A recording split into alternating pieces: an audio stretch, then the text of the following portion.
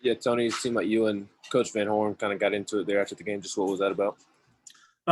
He had some things to say, thought we did a good job and, it was an excellent series and all that. And probably poor timing on my choice, but brought up some off the field stuff that really is not a big issue. So that's probably more I should say about it, but that's kind of what transpired. And if I could ask about the actual game, just kind of what went into the decision to let Blake go back out there, and what did you think of his performance today? Yeah, his performance was electric. I don't know what else went on today, this weekend, whether it belongs in this category or not. I doubt anyone threw as well as he did. I mean, their guy started the game in tremendous fashion as well, but to go as deep as he did gave us a great chance to win. And, obviously both teams had used a lot of bullpen guys, but, it was his game to win or lose. And, once we knew they were going to bunt, we thought Sean was a good guy in that particular situation. And unfortunately, it didn't work out. But it was a winning effort to the extreme out of Blade. Tony, kind of piggybacking off of that, how big of an outing is this for a freshman against the number one team in the country for him to pitch as well? How much confidence do you think that gives him going forward the rest of the year into the postseason? Yeah, I mean, obviously it should carry over into next weekend for him when we're on the road. But if we are fortunate enough to be in the postseason and to use him, then I think it gives him all the confidence in the world. We played the best team in the country, and they're that for a reason. They're really strong on both sides of the ball, and on the offensive end, you don't really get a break throughout that lineup. So to go that deep into the game against them with the type of numbers, it probably hasn't been duplicated by many other, starting pitchers in our league. Mike, Brian, and then Wes.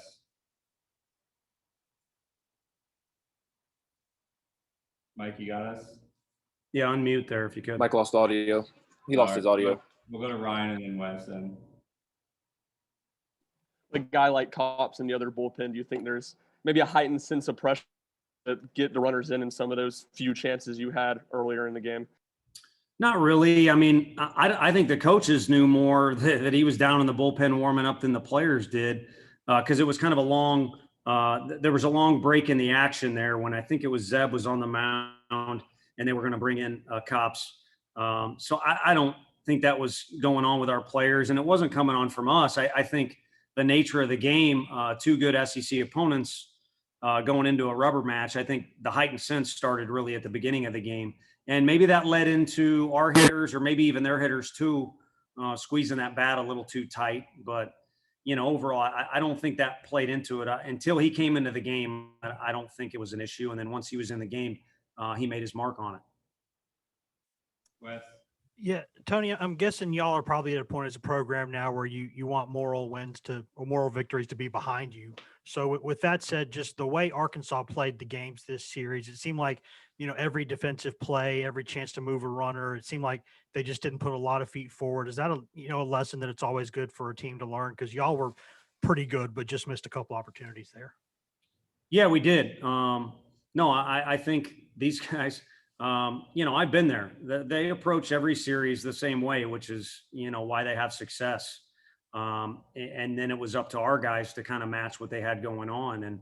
And, yesterday we get a cue shot to start a mess. And, a couple times today they get a cue shot or, a big swing flare that threw us for a loop. So, you could break it down a bunch of different ways, but on two occasions, with Cops coming out of the bullpen and their offense doing what they had to do to scratch a few runs across, they were a few inches better than us. And with that double to start the seventh, was that, or early in the seventh, was that a ball that just got off the end of the bat and Drew didn't see it as well? Or did you get a chance to talk to him about that? Yeah, I don't think he saw it as well, but I mean, it's same thing on the ball that came off Slavin's cap. I mean, it was him twice. The guy, I'll probably start a fight in their dugout, but the guy might be their best hitter overall.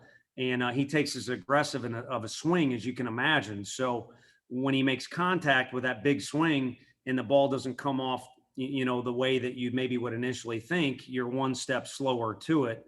And I think on both occasions, very minuscule for Rucker maybe, but on both occasions, that's kind of what went on.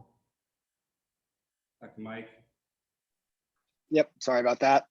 Tony, with series like this and Vanderbilt, the only two that you guys haven't won this year, what lessons have you learned about your team and the way that they handled these major series and games that didn't go their way? Yeah, I think, they competed their butt off and did it the right way.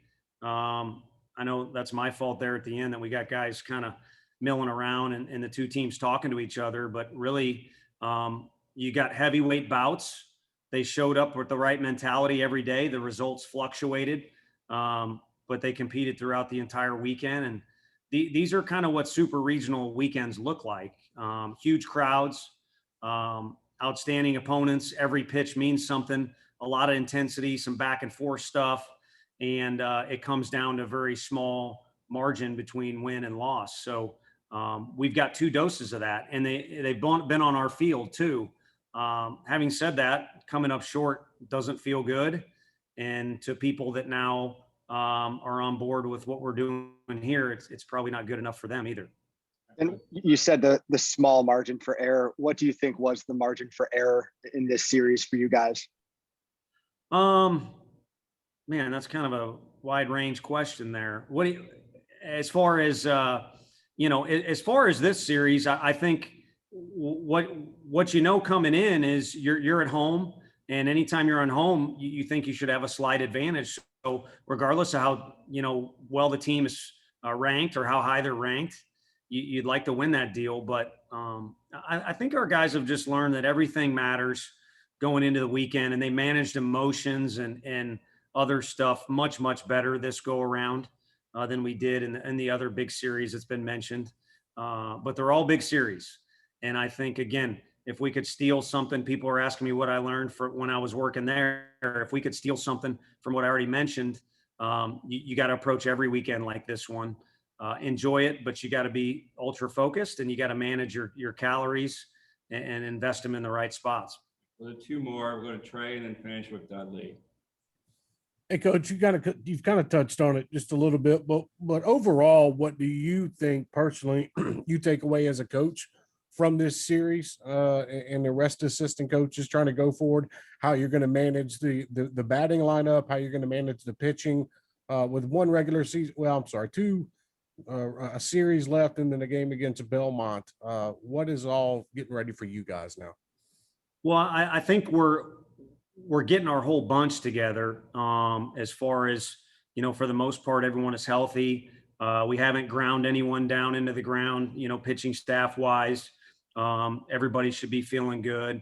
And we've established our 3 starters. I know Blade's been mentioned as a freshman a couple times on this, but he's done with his freshman year academically, and he's been asked to do things that juniors and seniors are being asked to do.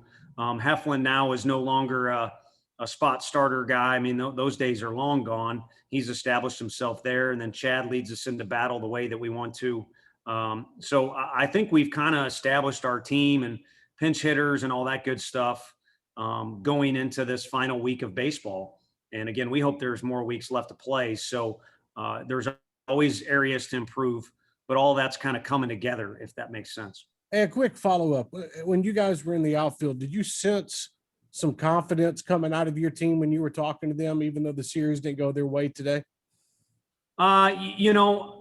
Just frustration. I don't think we wouldn't, early on this year with guys individually not having that great of success, we wouldn't be able to win the amount of games that they won early in the game if they weren't a bunch of guys that had some grit to them and high standards. So, like I said, if you want to put it into a box, I was dumb to, start a conversation on the field, and they kind of followed that. So that kind of started the whole beginning of the conversation that we had. And then, afterwards, when we just started talking about the series, all I got was their attention, which was surprising in that situation. And, saw frustration because they want better.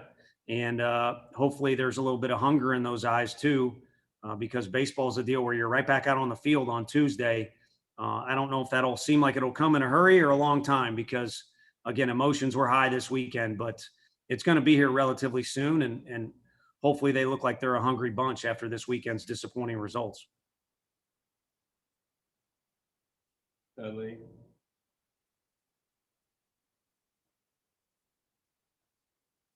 We got us. All right, that's it. Thanks, Coach.